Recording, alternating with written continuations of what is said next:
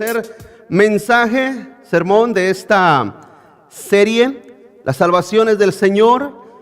Y vamos a Romanos capítulo 3, verso 24, hermanos. Romanos capítulo 3, verso 24, vamos a leer hasta el 26. Dice la Escritura, dice, siendo justificados gratuitamente. ¿A cuánto le gusta lo gratis, hermano? A mí sí, yo no sé si quizás a usted le gusta pagar, pero a mí sí me gusta lo gratis. Y la salvación es gratis, hermano. La justicia de Cristo es gratis, ¿sí? Dice, a quien Dios puso como propiciación por medio de la fe en su sangre, para manifestar su justicia a causa de haber pasado por alto en su paciencia los pecados pasados, con la mira de manifestar en este tiempo su justicia, a fin de que Él sea el justo y el que justifica al que es de la fe de Jesús. El tema de esta mañana es atados a Cristo, hermano. Ese es el tema de esta mañana, de esa serie, las salvaciones del Señor. Oremos, Señor, gracias por tu amor, tu bondad y tu misericordia, Señor. Te pedimos en el nombre de Jesús, Señor, que bendiga nuestra vida, Señor, nuestro corazón, Señor, por medio de tu palabra. Gracias te damos. Gracias te doy por los hermanos que están aquí y por aquellos que escuchan tu palabra el día de mañana. Señor, que tu palabra pueda ser de bendición a sus almas, a sus corazones. Te lo pedimos en el nombre de Jesús, mi Dios. Amén y amén, Padre. Tome su asiento, iglesia. Comenzando, hermano, pensemos por un segundo, por un momento. Pensemos, porque aunque usted no lo cree, hay gente que piensa así. Hay gente que piensa, hermano, que Dios les dará una salvación, o esa salvación dependerá, hermano, de su fidelidad a Dios, dependerá de su buen comportamiento, ¿verdad? Para que ellos permanezcan dentro de esa salvación. Y la pregunta es, iglesia, si la salvación dependiera de nuestra fidelidad y la salvación dependiera de nuestro buen comportamiento, ¿cuánto tiempo nosotros pudiéramos retener esa salvación, iglesia?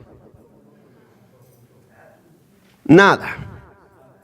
Ahora de cuenta que usted es salvo en este momento, le aseguro que a las 4 horas después de salir de aquí, se le fue esa salvación.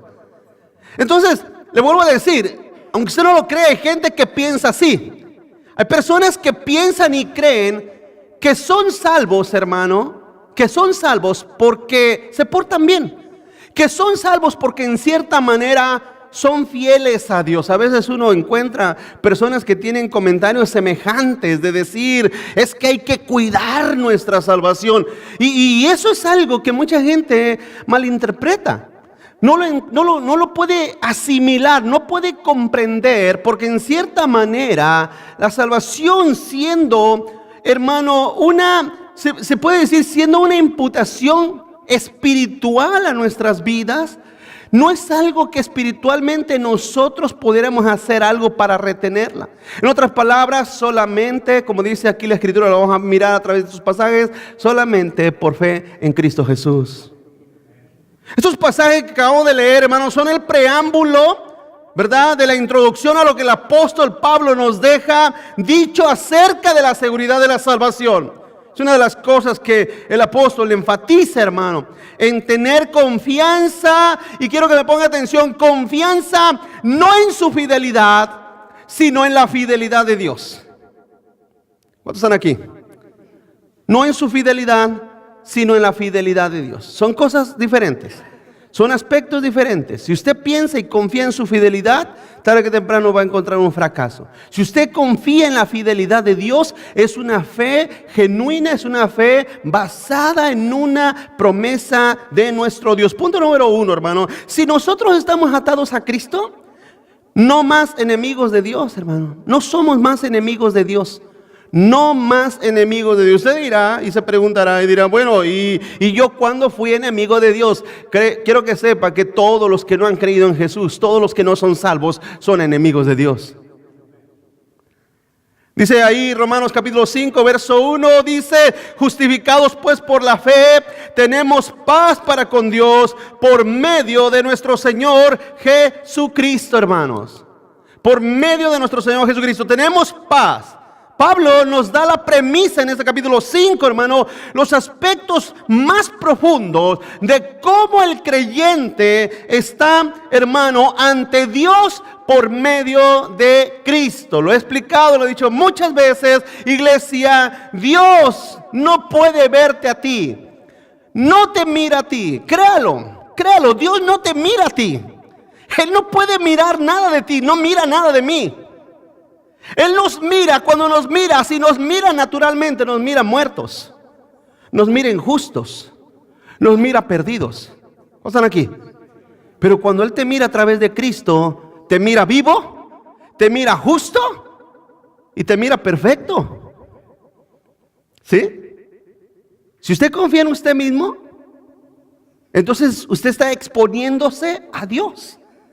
¿Cómo es usted? Y créame que usted va a merecer la condenación eterna porque usted pretende ser su propio abogado.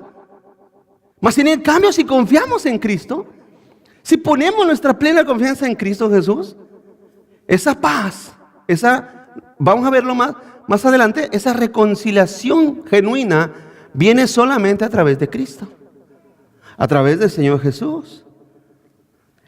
Vamos adelante. La paz con Dios no es un sentimiento, hermano. Es un hecho basado en un decreto. La paz con Dios no es un sentimiento.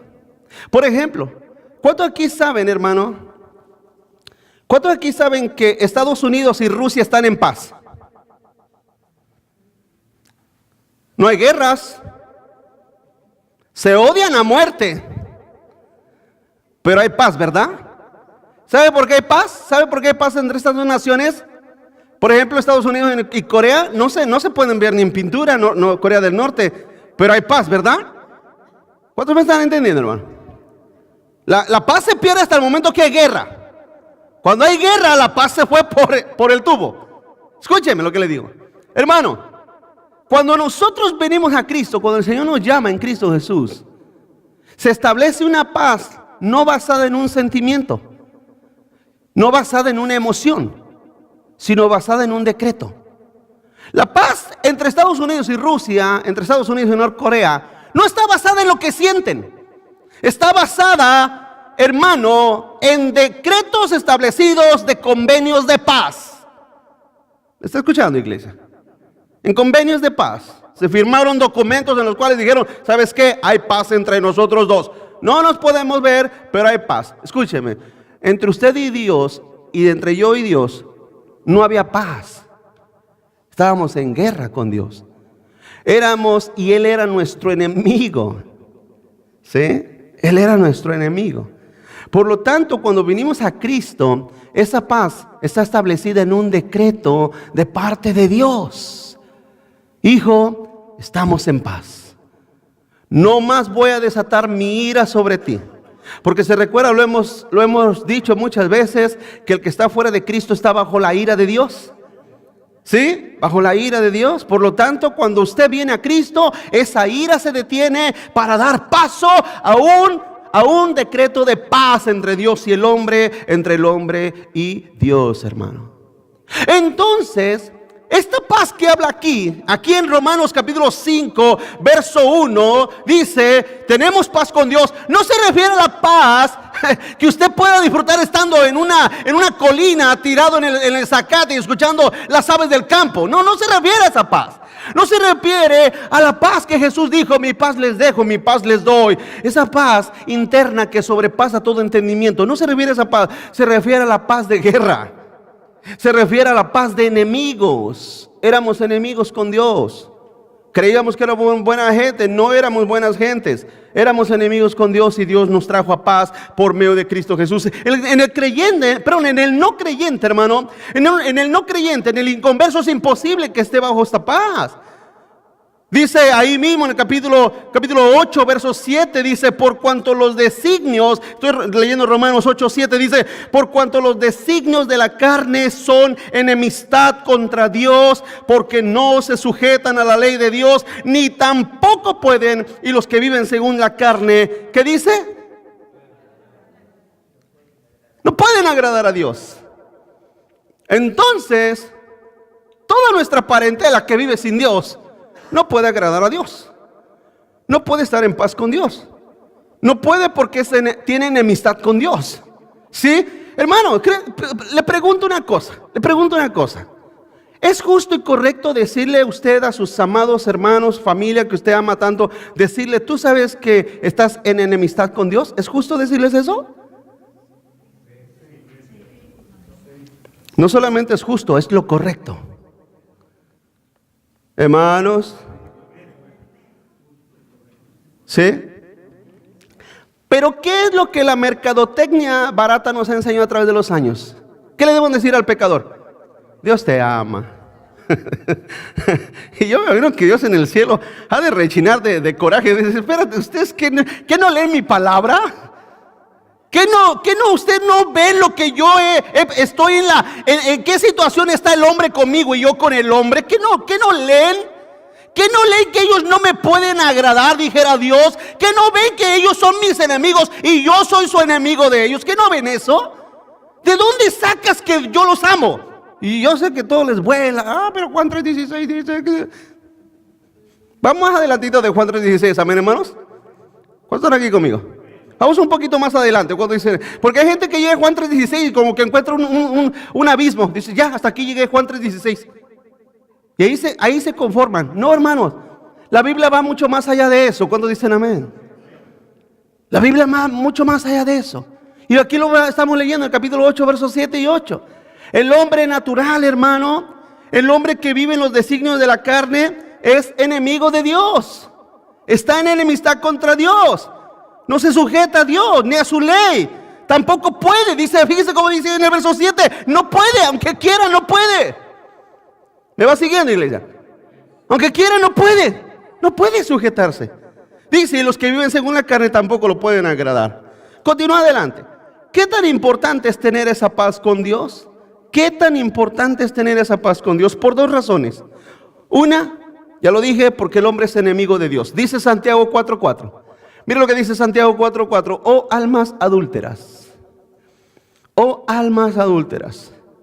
¿No saben que la amistad del mundo es enemistad contra quién? Cualquiera, pues. Fíjese cómo subraya esa palabra, cualquiera. Porque aquí Santiago no está solamente diciendo en contra del inconverso. Pregunto, ¿a poco no mucha gente dentro de las iglesias también quieren ser amigos del mundo? Quieren ser amigos del mundo y ser amigos de Dios. Pregunto, ¿se podrá eso? No se puede. No se puede ser amigo del mundo y ser amigo de Dios. Si usted dice, mis mejores amigos son impíos, yo a veces he escuchado semejante aberración de personas que dicen, mis mejores amigos son la gente que no conoce a Dios y mis peores enemigos son los hermanos de la iglesia. Eres un hipócrita, es lo que eres. Eres un falso, tú eres un falso cristiano metido dentro de las iglesias, es lo que eres. Porque el mundo y todo lo que en él habita, en cierta manera, es enemigo de Dios. Y nuestros mejores amigos deben de ser aquellos que aman a Dios, aquellos que honran a Dios, aquellos que glorifican a Dios. Dice, continúa leyendo, cualquiera pues que quiera ser amigo del mundo se constituye enemigo de Dios. Es en primer lugar, porque es enemigo de Dios. En segundo lugar, hermano, porque Dios es enemigo del hombre. La paz es necesaria, no solamente porque el hombre es enemigo de Dios, sino porque Dios es enemigo del hombre. Usted, quizás me diga, espérese, pastor, espérese. Pero si en los 50 años que tengo dentro de la iglesia jamás me habían dicho eso. Bueno, dice Salmo 7:11 claritamente. Dice, Dios es juez justo y Dios está airado, enojado, irritado contra el impío. ¿Cuántos días? Todos los días. Desde que se levanta hasta que se duerme, Dios contra el impío está airado. Muchas veces nos cuesta meter eso en nuestra cabeza porque cuando pensamos que Dios es amor, solamente vemos un mundo como un arco iris de colores, hermanos. Solamente, ese es el asunto, ese es el problema. Y cuesta a veces tanto educar a la iglesia, a la gente, hermano. Cuesta tanto, créamelo, que cuesta tanto. Yo a veces me pongo a pensar y digo, y a veces yo me he preguntado, créame, le voy a confesar algo de mi corazón. Yo a veces me pongo a pensar, ¿para qué tanta teología si a veces la gente tanto la desprecia? ¿Para qué hablar cosas tan profundas si a veces la gente la desprecia? ¿Por qué no nos conformamos solamente a hablar de Dios es amor y un mensaje positivo nada más? qué no nada más nos conformamos con eso? Quiero que le diga una cosa, porque yo no soy ningún conformista. Yo necesito entender bien a Dios para presentárselo a usted, ¿o no, hermano? Necesito conocer a Dios para presentárselo a usted. Y dice ahí, Salmo 7:11, Dios está airado contra el impío. ¿Quién es el impío? ¿Quién es el impío? Vamos más cercanos. ¿Quién es el impío? El impío es mi hijo que rechaza a Dios. El impío es mi papá y mi mamá que rechazan a Dios. El impío son mis hermanos carnales que rechazan a Dios, ¿sí? Porque muchas veces pensamos el impío, el borracho de la esquina, o es aquel otro mundano que vive. No. Nuestra familia que desprecia a Dios, ellos son los impíos. Y Dios está airado contra ellos. Por eso te digo, ¿cómo tú quieres presentarles un evangelio completo? ¿Quieres que sean salvos si no solamente les dices que Dios es amor? ¿Qué no entiendes? Comprende lo que Dios ha determinado. Porque eso es importante, hermanos. Es muy importante. Muy importante. Quizás llegas a la iglesia para aprender cómo ser millonario, cómo tener más dinero, cómo ser famoso, cómo quieres que te vaya bien. Bueno, para eso existen iglesias motivacionales, ¿verdad, hermanos? Donde el mensaje es una motivación constante y te motivan a que saques el campeón que está en ti. Voy a decir una cosa, dentro de ti no está un campeón, dentro de ti está el ser más pecador y más despreciable delante de Dios. Delante de cada uno dentro de nosotros, dice la Biblia que engañoso es el corazón sobre todas las cosas. Tú no puedes sacar ningún campeón que está en ti. Lo único que vas a sacar es toda la maldad que está en ti. Una paz eterna se logra con una paz solo con Cristo. Una paz con Cristo. Esa es solamente la forma como se logra esa paz eterna, hermanos. Y iglesia, aunque a veces en esta tierra se nos va la paz, ¿sí o no, hermanos? ¿Cuántos están aquí? Hace esta semana una persona me comentaba cómo su hija, sumergida en drogas, se va a la calle, se anda en la calle, se pierde por días. Él me dice, no duermo, no descanso, no como, pastor. La paz se nos va. La paz se nos va, especialmente con los hijos que se rebelan contra Dios, ¿sí o no, hermano? La paz se nos va. La paz se nos va cuando tenemos situaciones difíciles, cuando dices, ¿sabes qué? Vamos a cerrar la empresa y pues tú estás calificado para ser despedido. La paz se va. ¿O era que en todo tiempo tenemos paz? No, pero aquí no estamos hablando de esa paz. No estamos hablando de esa paz, porque al final de cuentas, en medio de toda situación, en medio de toda adversidad, cuando nos llegamos a la calma de nuestro hogar o en la calma de nuestra soledad, vuelve la confianza a Dios, ¿verdad, hermano? En el momento que te dan una noticia así de golpe, estás enfermo, tienes 3 meses, te vamos a despedir, tienes 2 meses para conseguir otro trabajo. Cuando vienen esas desgracias, repentinamente sentimos el choque y como que la paz se nos pierde. Pero cuando volvemos otra vez a la quietud, volvemos a pensar y decir, Señor, pero tú eres mi paz, tú eres mi consuelo y en medio de todo, tú eres mi pastor y nada me faltará. Pero no estamos hablando de esa paz. Pablo no habla de esa paz. Pablo está hablando de la paz eterna. De la paz con Dios en esa enemistad que tiene que desaparecer. Cuando salimos a las calles, vamos a decirle a los enemigos de Dios que se arrepientan porque tienen todas las de perder. No tienen ninguna oportunidad. Pregunto, ¿usted sabe que nosotros somos embajadores? La Biblia dice que somos embajadores. Cuando un embajador es enviado a otra nación en momentos de tensión, ¿sabe para qué es enviado? No para ir a tomar café, ni a comer donas. Es enviado para decirle, ¿sabes qué? Mira, estas son las consecuencias de una guerra, estas son las consecuencias de tu necedad. ¿Te rindes? ¿Hacemos paz? ¿O te va a ir como en feria? ¿Me explico, iglesia? Para eso son enviados los embajadores. Jesús lo dijo en una parábola. Cuando tú ves un rey que viene contra ti y ves que son muchos más que tú envías embajadores a hacer la paz. Es lo que Dios hace. Nos ha dejado a nosotros. Tú eres embajador de Cristo. Eres embajador del Señor. Que eres enviado al mundo a decirle, arrepentíos, conviértanse a Cristo. ¿Para qué? para que la ira de Dios sea quitada de encima de ustedes.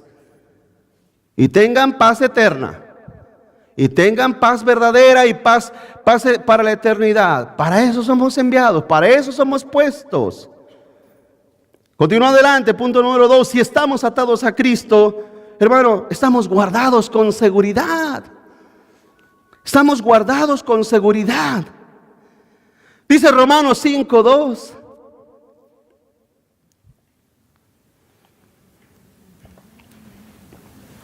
¿Lo tiene? Por quien también tenemos entrada por la fe a esta gracia por la cual estamos firmes y nos gloriamos en la esperanza de la gloria de Dios. Fíjese que en el verso anterior Pablo dice, hermano, dice que somos redimidos gratuitamente por su gracia, ¿sí? Y aquí en este pasaje, en el que acabamos de leer, 5:2, en el verso 1 dice que por la fe tenemos paz, y en el 2 también dice que por esa fe tenemos entrada a esa gracia en la cual estamos firmes, dice, y nos gloriamos en la esperanza de la gloria de nuestro Dios, hermano. Esa salvación está guardada con seguridad para los que han confiado, para los que creen, para los que tienen una plena esperanza en el Señor. Si un Salvador que agonizaba en la cruz nos extendió su gracia, cuánto más un Salvador que vive hoy y para siempre nos mantiene dentro de esa gracia, hermanos. Qué tremendo, ¿verdad? Qué glorioso que Cristo, estando en la cruz, en la agonía de su vida, dijo: Padre, perdónalos porque no saben lo que hacen. ¿Sabe por quién era esa oración de Jesús? ¿Sabe por quién era esa oración? No solamente por esos judíos rebeldes, no solamente por esos romanos que lo habían crucificado, no solamente por ellos. Padre, perdónalos. También Él oraba por nosotros. Él oraba por nosotros.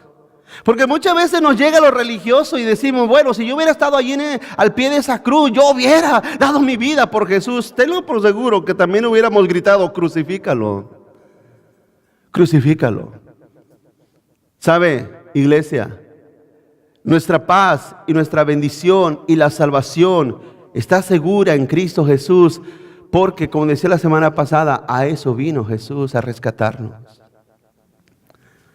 Y entonces Dios, en su grande misericordia, escúchame lo que le digo, en su grande misericordia, le da vida eterna a gente insípida, a gente que no tiene ningún favor en sus vidas, que no hay ninguna clase de gracia en sus personas. Dios se la otorga. Y como dice Isaías en uno de sus pasajes, él dice que este camino de salvación, por muy torpe que sea, el justo que camine por él no se extraviará. Es una grandísima verdad, hermano. Quiero que sepa que usted no necesita conocer tantísima teología. Simple y sencillamente usted necesita creer y conocer que Jesús es el Salvador del mundo, y que Él es su Salvador y que Él es su Señor. Ámelo y sírvalo, amén, hermanos.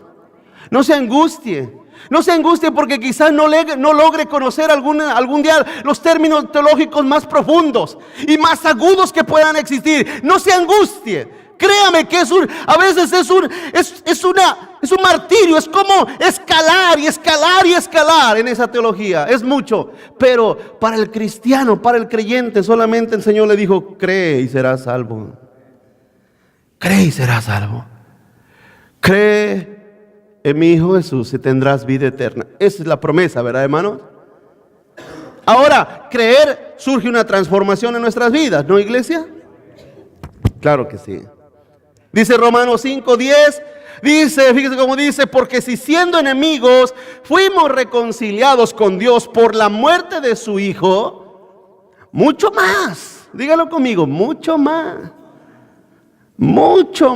estando reconciliados seremos salvos por su vida.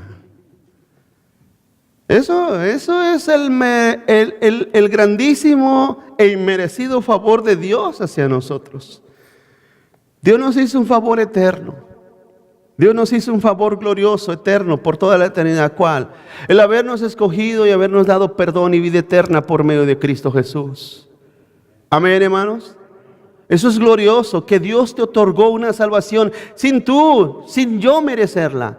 sin tener las capacidades, ni las cualidades, ni la dignidad para recibirla. Simplemente Dios en su grande benevolencia abrió sus manos y nos llamó a la vida eterna. Nos llamó a la vida eterna.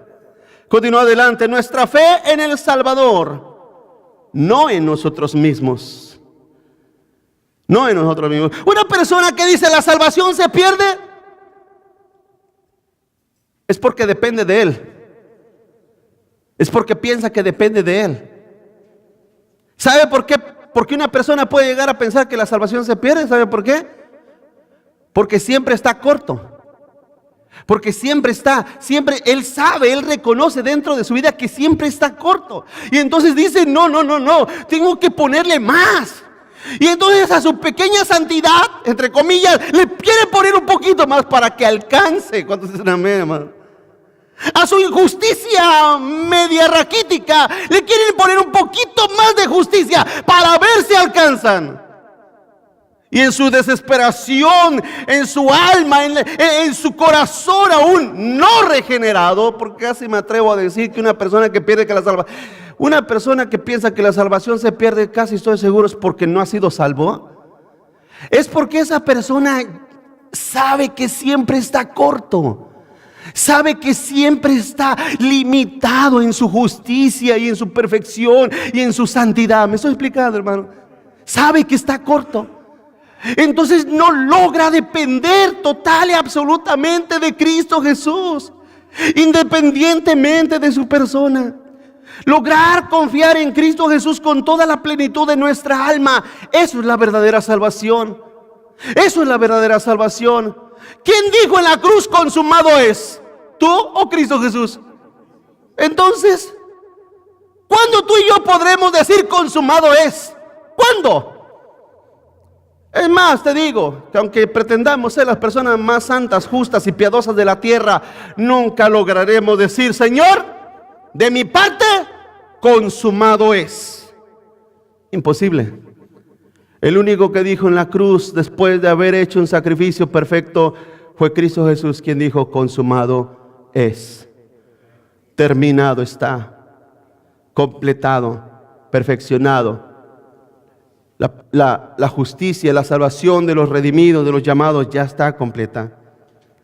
Entonces, cuando un creyente no confía, cuando una persona que va a la iglesia no confía en Cristo Jesús para plena salvación, hay algo mal, hay algo mal, hay algo que está erróneo, hay algo que no cuadra, ¿sí? Hay algo que no está correctamente dentro de la estructura de su entendimiento de la palabra de Dios. Es simple, en ti y en mí no hay nada digno de la salvación. Nada. ¿Cuántos dicen amén, hermano? Nada. No, usted diga, pero ¿y qué tengo que poner yo? Nada. Se lo dije la semana pasada, dijo un gran predicador de la antigüedad. ¿Qué fue lo único que pusimos? Nuestros pecados. Es lo único que pusimos, es lo único que contribuimos, nuestros pecados. Romanos 8:31 dice, ¿qué pues diremos a esto? Fíjese, para que aclarezcamos cómo es que podemos entender todo esto. ¿Qué pues diremos? Dice Pablo, si Dios es por nosotros, ¿quién contra nosotros? El que no escatimó ni a su propio Hijo, sino que lo entregó por todos nosotros. Fíjese cómo dice, ¿cómo no nos dará también con Él todas las cosas? El 33, ¿quién? Pregunta, ¿quién acusará a los escogidos de Dios? Dios es el que justifica. Y vuelve a preguntar el 34, ¿quién? ¿Quién es el que condenará?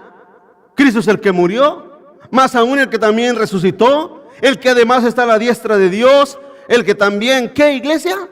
Intercede por nosotros. Gloria a Dios. Gloria a su nombre, hermanos.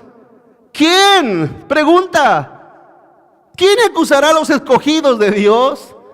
¿Quién acusará a los que Dios justifica? ¿Quién acusará a los que Dios ha perdonado? ¿Quién acusará y quién condenará a aquellos por los cuales Jesús pagó el precio de su vida? ¿Quiénes? Pregunta. Eso Pablo da categóricamente a entender un absoluto, que Dios es el que en su idea, su pensamiento, su soberanía, su voluntad, decidió darte vida eterna. No porque viera algo bueno en ti, sino Él en su misericordia decidió darte vida eterna, por lo cual, Él te escogió, Él te justificó, Él te perdonó y Él te salvará. ¿Dónde apareces tú? ¿Qué hay de nuestra contribución? ¿Qué contribuimos nosotros? ¿Y sabe para qué? ¿Sabe para qué Dios hace eso? Para que veamos nuestra grande imposibilidad de lograr algo, iglesia. Por eso todas esas sectas, no solamente de aquel lado del muro, también las que están de este lado del muro. Porque dentro de este lado del muro también se han introducido sectarios, herejes, con herejías destructivas. Como lo decía hace unas semanas pasadas, que te enseñan que podemos nosotros ser salvos y que podemos, se lo vuelvo a decir, se lo vuelvo a repetir. El hecho de decir que tú tienes que hacer algo para retener tu salvación es una herejía. Es una herejía el hecho de que tú pretendes decir que algo tienes que poner de ti para ser salvo. Escúchame, cuando una persona es salva, la salvación de Dios produce en tu vida obediencia, fidelidad, santidad o santificación, y produce después de que eres salvo. No para ser salvo. Tú no produces santidad ni justicia para ser salvo. Eso se produce por medio de la salvación y por medio de la fe en Cristo Jesús. Dijo Calvino, este grande reformador, el segundo teólogo más grandioso que la historia ha dado después de Agustín de Hipona, o mejor dicho, el tercero, porque primero fue Pablo, el segundo fue Agustín y el tercero fue este hombre Calvino. Esos hombres que tenían una inteligencia, una sabiduría tan profunda, en realidad esas personas pudieron y contribuyeron tanto a la teología que hoy en día nosotros disfrutamos. Y hay gente que dice, no, yo no creo en doctrinas de hombres. No son doctrinas de hombres, simple y sencillamente son pensamientos que vienen a través de entender la palabra de Dios. Dijo este hombre, dado que fíjese, porque muchas veces nos dicen, bueno, entonces si Dios escogió a todo el mundo, entonces ¿para qué vamos a predicar? ¿Para qué vamos a decirle a la gente que se arrepienta? Fíjese lo que este hombre dijo para que no se mal acuse a esta teología. Dijo, dado que ningún hombre está excluido del acto de invocar a Dios, la puerta de la salvación está abierta para todos los hombres. Ninguna otra cosa nos retiene de entrar por ella, excepto nuestra propia incredulidad. Hermanos, hace poco lo dije.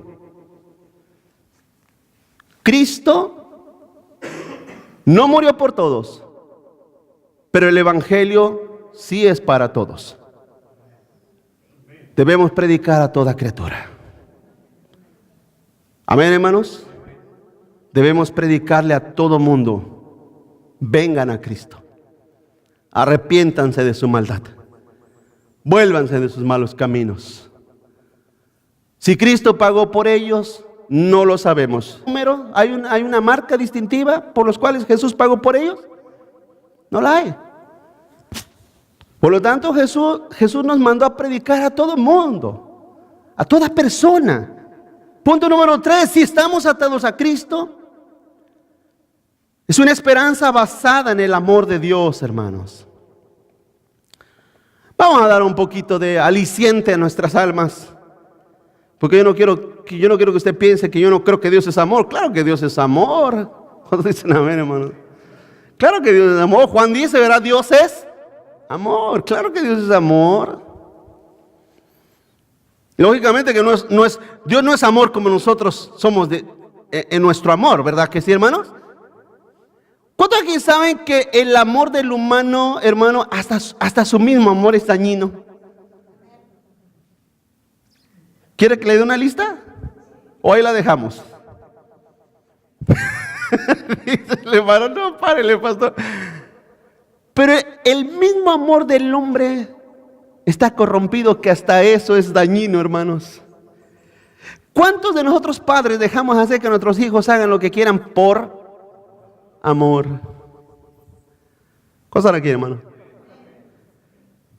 Nada más con ese punto, amén, hermanos. Ahí ya reprobamos todos. ¿Cuántos dicen amén? Con ese es suficiente. Porque nuestro amor, incluso nuestro amor humano, está distorsionado. Entonces, escúchame esto. Si nosotros pensamos que el amor de Dios es igual al de nosotros, por eso es que nuestra idea del amor de Dios está distorsionada. Porque tú te imaginas que el amor de Dios es igual al amor tuyo. Pero yo nunca mataría a mi hijo, entonces no, yo no creo que Dios me manda al infierno. ¿Sí me explico?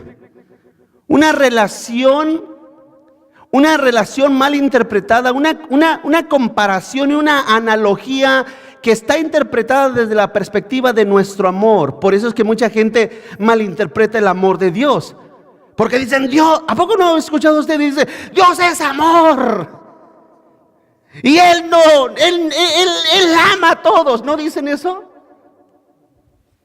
Y entonces, la gente no puede concebir, ni aceptar, ni creer que el infierno exista. Por eso se inventó el purgatorio. Por eso se inventó la aniquilación, como creen los testigos de Jehová. Por eso se inventó, por eso incluso los mormones y los testigos creen que el infierno no existe. Porque Dios es amor y Dios no puede ni debe mandar a nadie al infierno, a la condenación. Pero es una cosa, iglesia. Dios es amor. Se lo voy a pintar así. Escúcheme lo que le digo, se lo voy a pintar así. Si toda la humanidad, incluyéndonos a nosotros, si toda la humanidad se condenase por la eternidad, Dios sigue siendo amor. Y usted dirá, pues entonces, ¿en qué está basado el amor de Dios? ¿En que me ame a mí? No. Porque ese es otro error. El hecho de que pensemos que el amor de Dios, intrínseco de nuestro gran Dios, está basado en el amor que nos demuestra, no. ¿Quieres que te diga en qué? El amor de Él se basa en que el Padre ama al Hijo y el Hijo ama al Padre. Dios es amor en sí, Dios se ama. Dios es el único que tiene el poder de amarse a sí mismo y no ser pecado. Nosotros nos amamos a nosotros mismos e incurrimos en pecado. Se llama egocentrismo, se llama hedonismo. Pero Dios es capaz de amarse a sí mismo y ser pleno amor. Dice Romanos 5:3, no solo esto, sino que también nos gloriamos en las tribulaciones, sabiendo que la tribulación produce paciencia, y la paciencia prueba, y la prueba esperanza, y la esperanza no avergüenza, porque el amor de Dios ha sido derramado en nuestros corazones por el Espíritu Santo que nos fue dado. Hermanos, si hay una cosa por la cual debemos de fundamentar nuestra salvación y nuestra fe, es en el hecho de que Dios nos ha amado. Dios nos ha amado. Pensemos en una manera un poco más noble acerca del amor. Pensemos en una manera un poco más noble acerca del amor. Porque la Escritura nos da y nos enseña una manera, quiero leérsela rapidito, una manera sencilla, clara de cómo es el amor de Dios. Cosa que muchas veces para el ser humano es imposible. Dice el capítulo 13 de 1 de Corintios. En el verso 13:4 dice, el amor es sufrido, es benigno. El amor no tiene envidia, el amor no es jactancioso, no se envanece, no hace nada indebido, no busca lo suyo, no se irrita, no guarda rencor, no se goza de la injusticia, mas se goza de la verdad. Todo lo sufre, todo lo cree, todo lo espera, todo lo soporta. El amor nunca deja de ser, dijo el Señor. Dicen los grandes pensadores que ese pasaje, esas porciones del amor, no está pensado en la realización del amor que el humano puede desarrollar, sino está pensado en el amor directo de Dios. En otras palabras, en esos pasajes describe a Cristo, describe a Dios mismo. Porque nosotros, siendo cristianos, ¿No somos cristianos? ¿Creyentes en Jesús? Hermano, ¿cuánto creyente no está lleno de envidia? ¿Cuánto creyente no miente? ¿Cuánto creyente no hace cosas indebidas, sí o no?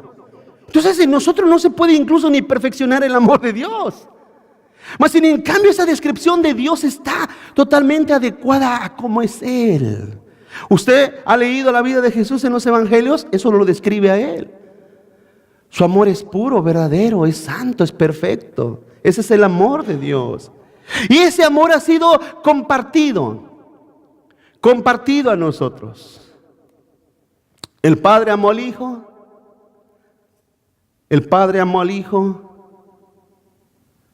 Pero en el Hijo Dios amó a todos los que Cristo eligió y predestinó a la vida eterna. ¿Sí me explico? Es como que yo te invito a la pizza.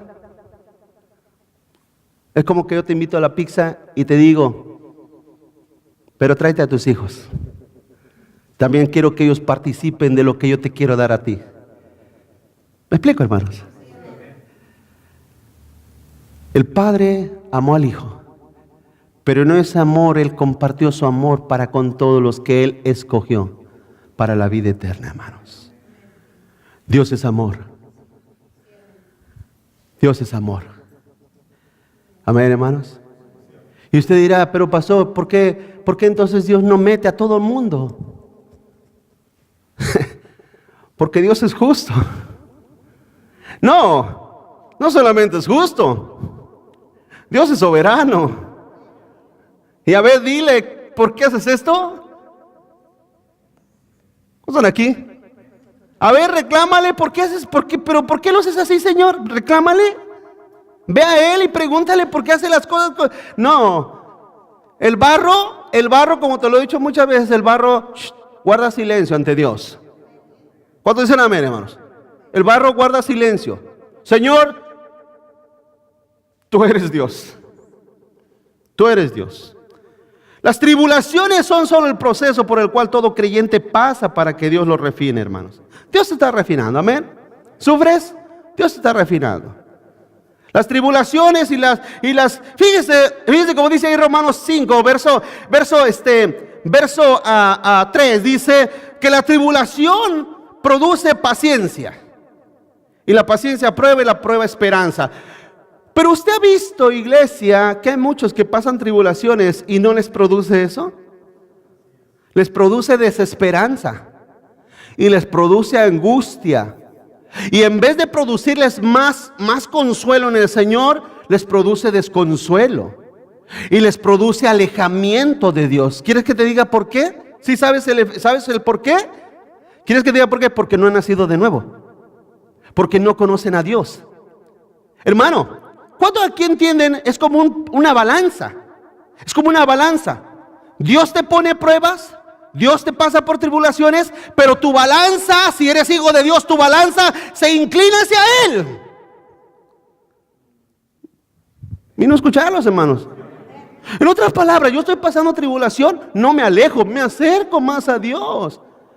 Estoy pasando luchas, no me voy, hermano, más me aferro a mi Señor. Es lo que hicieron todos los hombres de Dios. Estando en la hoguera, estando en las hogueras, estando frente a los animales, las fieras, en los coliseos, estando frente al ejército para ser lanceados, ser atravesados con flecha, ser aserrados, ser cortados en la cabeza, ser decapitados. Cuando estaban en esas tribulaciones, no dijeron, ven tantito, me retracto, no dijeron eso. Más se aferraron a la esperanza eterna. Más se aferraron a la gloria de Dios. Porque eso es lo que la tribulación produce en el verdadero cristiano. Mas sin en cambio hoy en día no. Hoy en día mucha gente la tribulación le produce desesperanza, desolación, desconsuelo. No hayan qué hacer. No saben qué hacer. No saben a quién aferrarse. No saben a quién ir. ¿Sabes por qué? Porque no conocen a Dios. No saben quién es Dios. No lo conocen. No entienden el efecto de las tribulaciones que Él nos hace pasar. Continúa adelante. Ese proceso de nuestra perfección es algo inquebrantable, hermanos. El proceso de nuestra perfección es algo inquebrantable, como lo dice Romanos 8:28. Eso lo vamos a ver la próxima semana, si Dios quiere. Continúa adelante.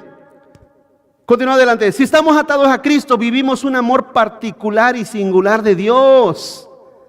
Un amor particular y singular de Dios. Vamos a Romanos 5, verso 6. Dice, ¿me va siguiendo, iglesia? Porque Cristo, cuando éramos, ¿qué, hermanos? A su tiempo murió por los buenos. ¿Sí están despiertos? ¿Sí? No estoy calando, porque algunos desde acá sí se ven dormidos.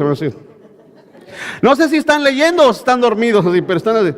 Bueno, está despierto, ¿verdad? ¿Por quién murió Cristo? Por los impíos.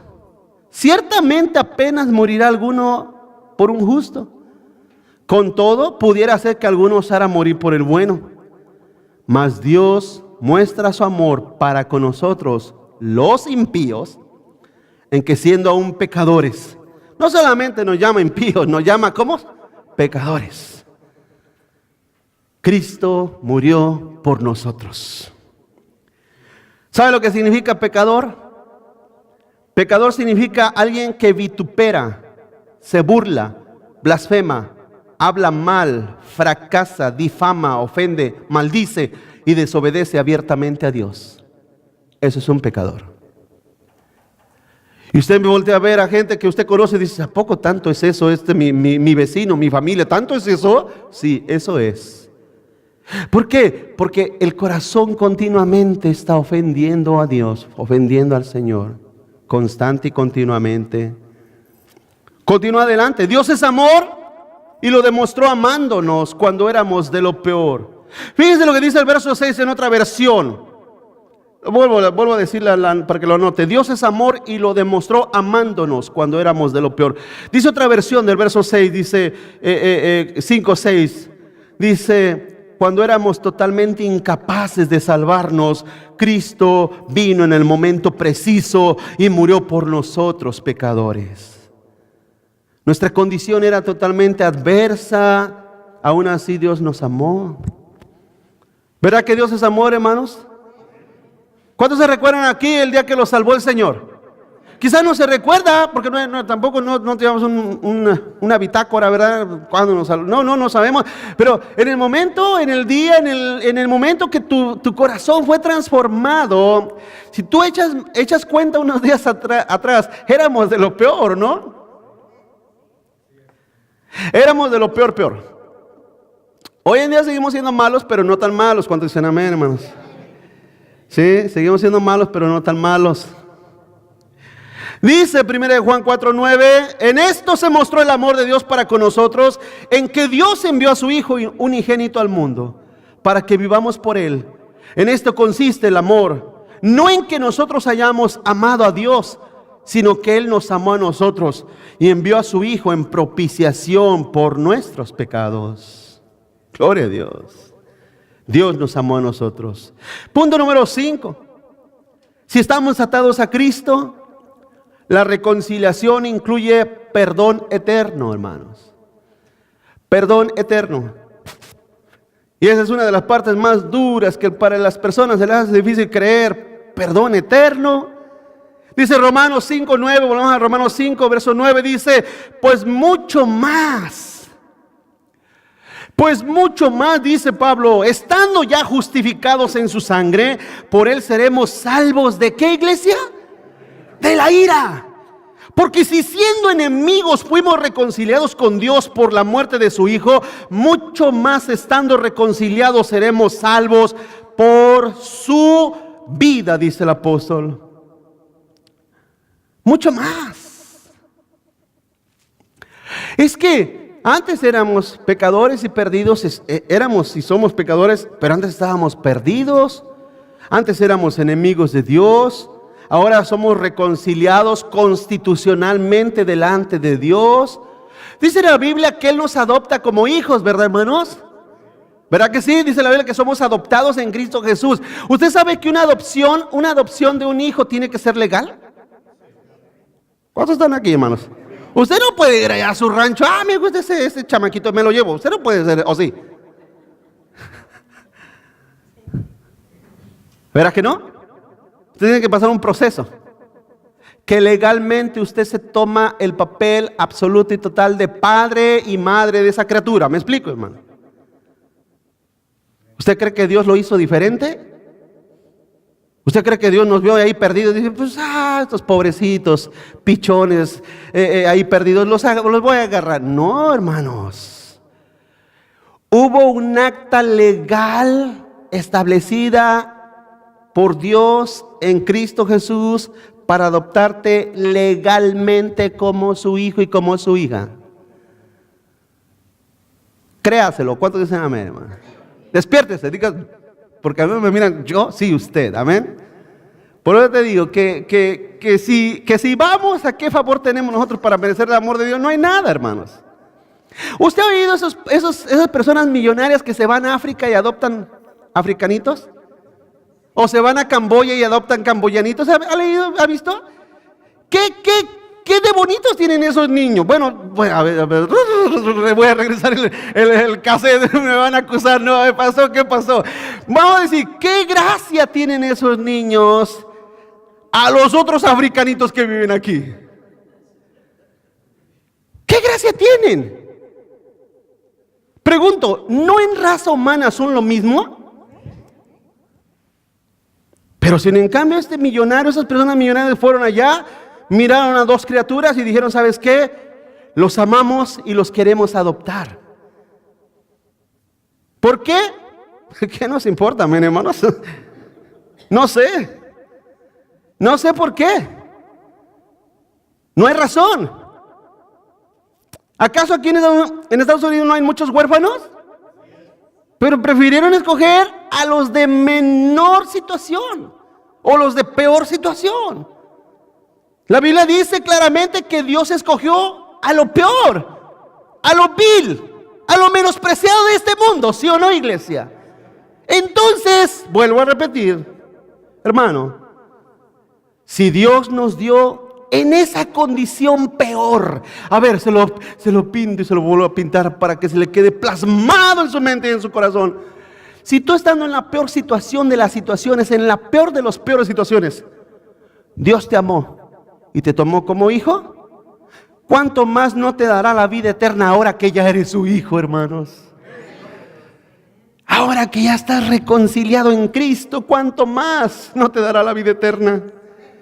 Y ese perdón que Dios te ha otorgado, dígalo conmigo, es eterno. No es condicional, es eterno. Ahora te dirá, qué bueno que me lo dijo, pastor, porque mira, tengo ganas de echarme unas frías, pastor. No, hermanos, la salvación produce santificación. La salvación produce obediencia. ¿Cuántos dicen amén? La salvación produce apartamiento del mundo. Eso produce la salvación. No te produce libertad para libertinaje.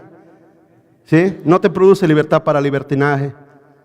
No hay pecado tan grave que Dios no pueda perdonar. No hay pecado tan grave, hermanos.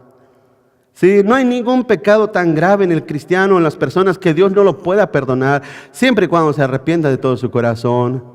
Dios tuvo el poder de redimirnos hoy. Dios tuvo el poder de redimirnos, hoy en día tiene el poder de mantenernos salvos. Si Dios tiene el poder de redimirnos, Dios tiene el poder de mantenernos salvos, hermano. Dios así ha sido su bondad, su misericordia, como Él lo plació, como Él lo quiso hacer.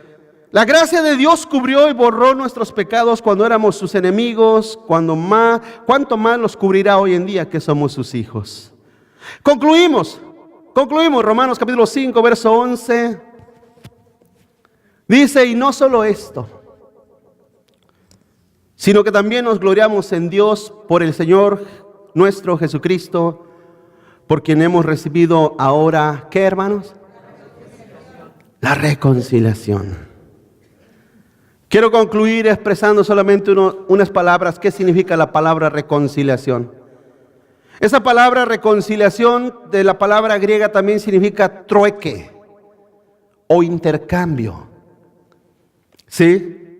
Fuimos intercambiados en Cristo, hermano, y por Cristo, en ese castigo eterno. ¿Sí? ¡Qué tremendo! Eso, hermanos, se lo vuelvo a poner.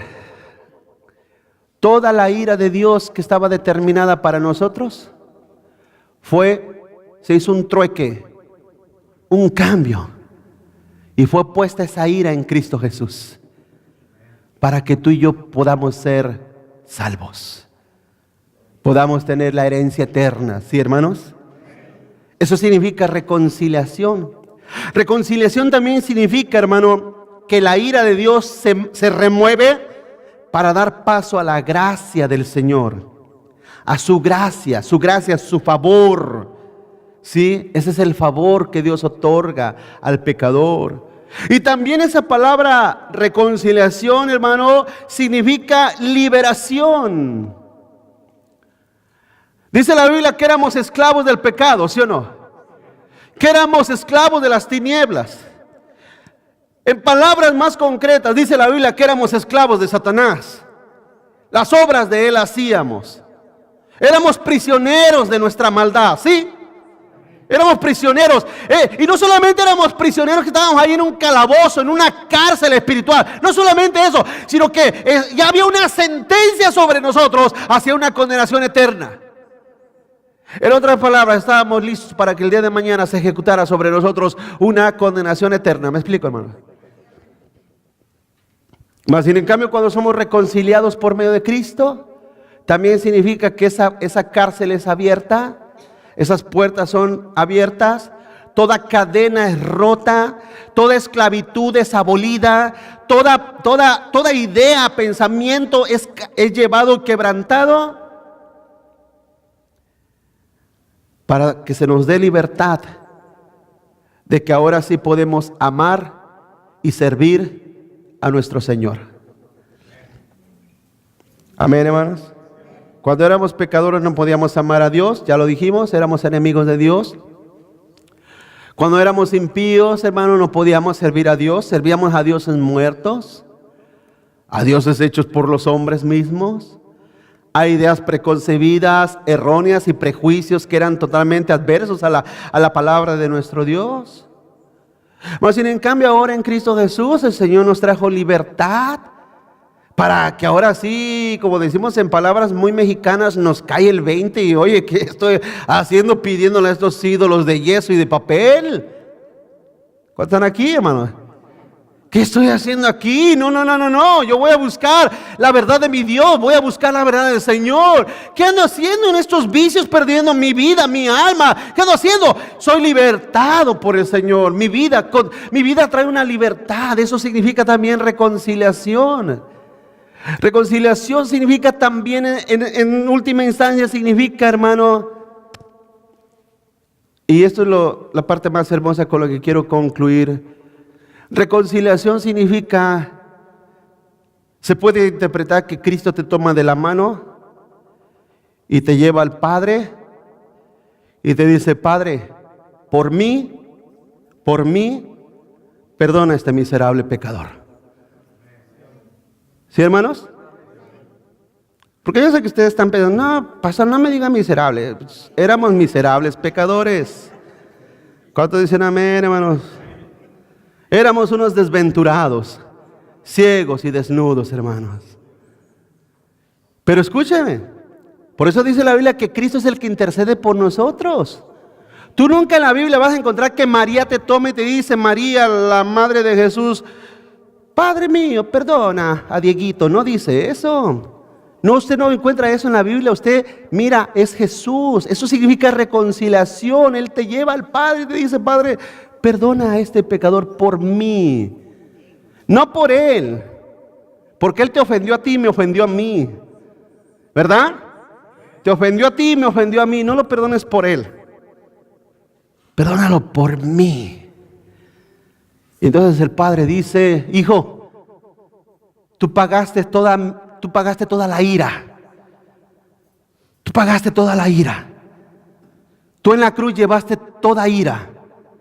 Por lo tanto, lo que tú me pides es justo que le otorgue a este hombre o esta persona la justicia tuya. Eso es reconciliación. ¿Cuántos dan gloria a Dios por eso, hermano? Dale un aplauso fuerte al Señor. Como la gloria de la salvación está solamente en la misericordia de Dios, entonces nos gloriaremos solamente en Él, hermanos. Gloria a Dios. Vamos a orar. Oremos.